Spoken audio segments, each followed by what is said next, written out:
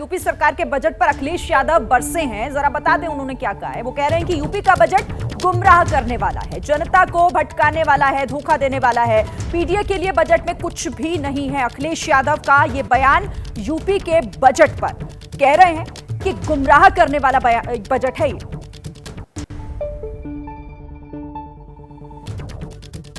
कहने के तो बजट में कई फसलों के नाम लिए उन्होंने, लेकिन कहीं भी सरकारी खरीद और एमएसपी की बात को लेकर के सरकार चुप है। कमाल तो तब है जब सबसे बड़ा बजट बोल रहे हो, 7 लाख करोड़ या 8 लाख करोड़ तक बजट पहुंचने जा रहा है, और उस समय नौकरी रोजगार नहीं है हाथ में, बच्चों को लाइन में लगना पड़ रहा है, और एक भी जगह नौकरी की बात नहीं है। लगातार रोजगार की बात सरकार कर रही है। तो क्या इजराइल में जो बच्चे जाएंगे, क्या वो सम्मान का रोजगार होगा? ये केवल बजट 10% संपन्न लोगों के लिए बना रहे हैं। 90% बजट 90% लोगों के लिए बजट नहीं है।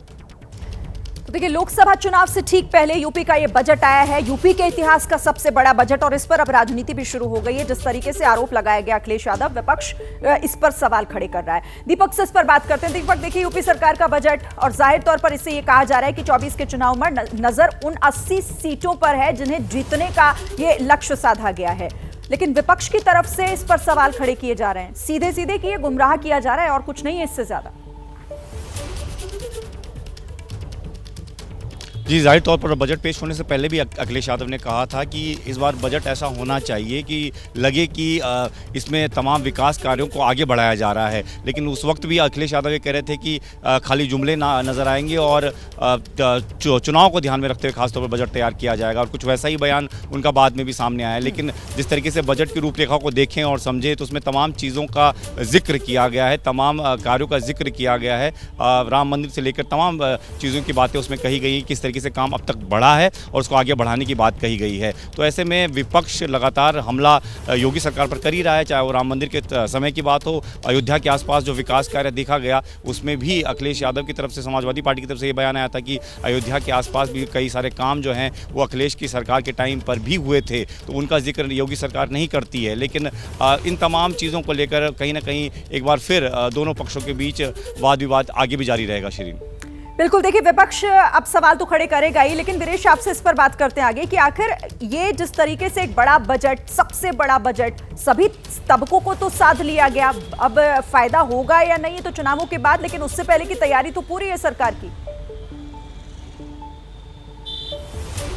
देखिए, ये भारतीय जनता पार्टी की सरकार है, ये योगी और मोदी की जोड़ी है, ये डेडली कॉम्बिनेशन है, और इसका तोड़ जो है अखिलेश राहुल के पास नहीं है। यही वजह है कि 17 का चुनाव जीते, 14 जीते, 19 जीते, 22 जीते और 24 के जीतने की तैयारी है। ये पराक्रम की पराकाष्ठा वाली पार्टी है, इसलिए ये जमीन पर काम करती है, बजट भी लाती है। तो 80 लोकसभा चुनाव क्षेत्र में कैसे जीत हो, कैसे समीकरण हासिल किया जाए, ये भारतीय जनता पार्टी करना जानती है। अब विपक्ष नहीं करना जानती है तो ये न जाने, ये उसका दुर्भाग्य है, ये उसका कह सकते हैं कि निकर मड़ेता है अगर ऐसा वो नहीं कर पाते हैं। रही बात विपक्ष की आलोचना की, तो विपक्ष के प्रमुख नेता हैं, विपक्ष के नेता हैं अखिलेश यादव, तो आलोचना नहीं करेंगे, समर्थन करेंगे तो पार्टी का विलय भारतीय जनता पार्टी में थोड़ी करने जा रहे हैं। वो राजनीति कर रहे हैं, अगर राजनीति कर रहे हैं तो पार्टी का विलय नहीं करने वाले हैं तो विरोध करेंगे। विरोध विरोध के लिए है, ये जनता समझ गई है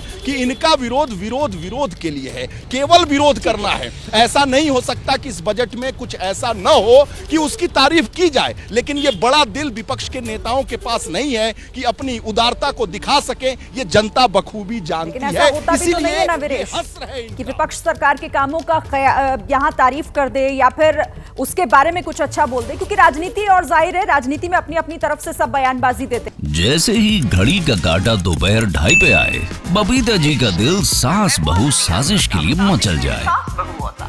और ये है इनकी बहू, पूरे दिन ऑफिस की टेंशन हो जाए गॉन जब ये करें अपना फेवरेट शो फ्री टाइम पे ऑन।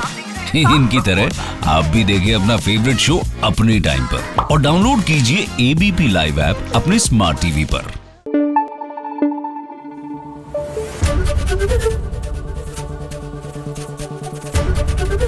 एबीपी न्यूज आपको रखे आगे।